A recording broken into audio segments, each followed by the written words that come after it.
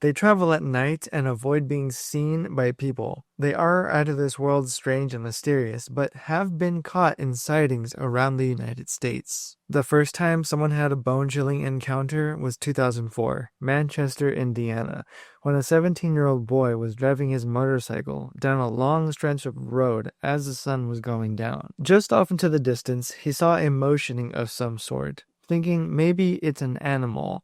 Or at first, so he thought, and maybe it was even injured, maybe hit by a car, because of the way that it was strangely waddling, side to side and stuck in some bushes. As he brought his motorcycle to a slow stop, just a few tens of feet away from what this object or thing was, he tried to see if maybe he could help move it away from the road so that it wouldn't get hit again. But he started to make out just what this was and started to realize that it wasn't an animal. It was really thin, it had long legs, and it walked upright like a human would. But this wasn't a human. It actually wasn't anything that he had ever seen before. It moved too oddly to be anything natural. In fact, it moved very unnatural. Its joints, its body movements were almost as if its entire body was broken. And its skin, it was almost like it had some sort of coating over it, like a stark white kind of coating, almost as if it was wearing some stark white bed sheets. And he started to understand that whatever this thing was that he was seeing, it was something of a cryptid. And as he was making out the rest of its figure, well, another one popped out right behind the first from the bushes. It seemed to him that these things were traveling sort of aimlessly throughout the night and found their way alongside the road as a pack of two, and he even thought to himself, maybe it's some friends or some siblings that maybe just dressed up in a weird costume type of thing, but that theory was quickly put to rest because a car pulled up behind him on his motorcycle and they stopped for the same reason because he noticed that they also saw what he's seeing. All three of these people were watching these cryptids in the bushes. It was an elderly couple who was in that car watching these cryptids just as he was waddling through the bushes, and they were all wondering what these things were. So they asked him, "Hey, what's going on here? Is this some kind of stunt?" Well, he didn't know what they were, just like they didn't. They all sort of just stared at each other in silence, watching these things make their way down the road alongside the bushes. And as they couldn't figure it out, they were all just oddly terrified, just confused, and decided to end the night there. So, as they followed him on his motorcycle, they all decided, let's get out of here together to make sure that nothing really happens to us, because we don't even know what our surroundings are capable of right now. And what these three people that night didn't know was that although they were the first recorded sighting of these beings, they definitely were not the last. 3 years later, a Fresno, California resident named Jose had been hearing his dog barking uncontrollably every single night. He was wondering what is lurking around my backyard in the middle of the night for my dog to be barking his head off with nothing in sight in front of him. He wondered, is there a wild animal that he couldn't see that was wandering off into the distance, or maybe even an odd intruder trying to make their way into his house in the middle of the night? But every time he went to go check on his dog to see if it was all right, it was fine. Nothing was wrong with the dog nor the yard.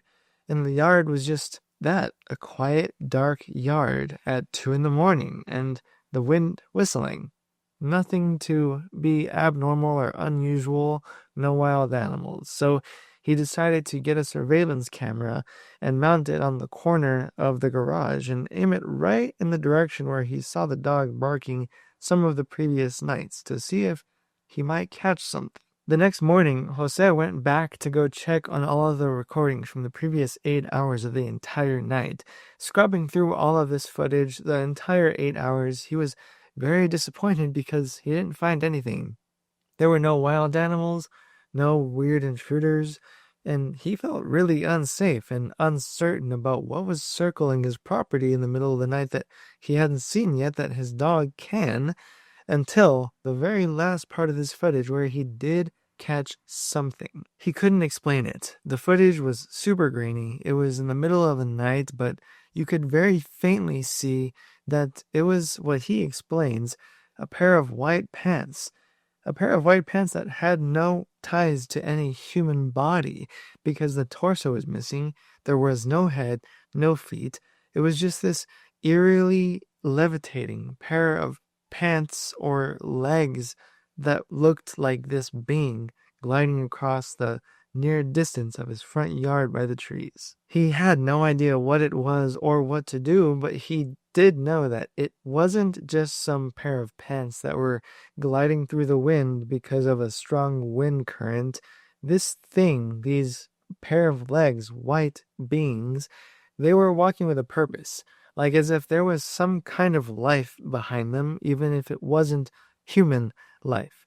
And with the awkwardness of the situation, not knowing what to do about the strange and bizarre phenomenon that he caught on video, he decided to go to the police station and report this. Both Jose and the rest of his family, they knew that whatever these things were that were caught in the surveillance camera, they were the reason why the dog was barking for so many nights straight.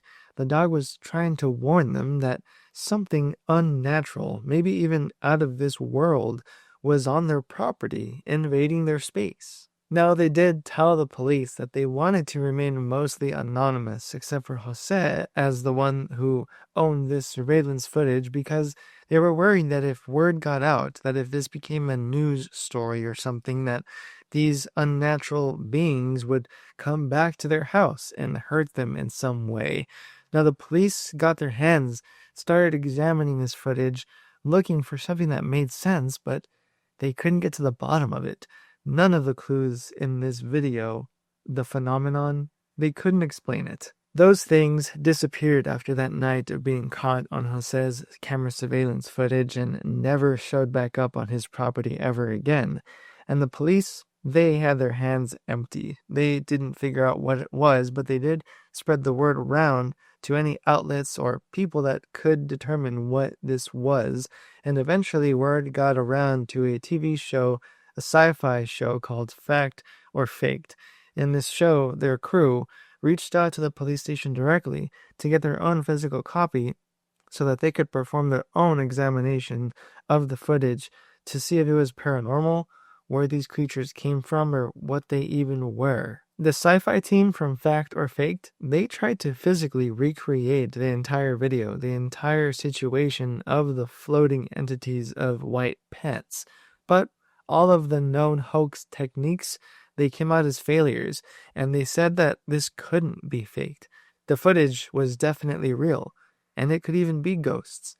It could be aliens, or it could be a possessed pair of pants that belonged to a deceased entity that was carrying them throughout the yard. From that moment forward, these beings were coined with the name Nightcrawlers, and the topic started circulating around the entire country at the time.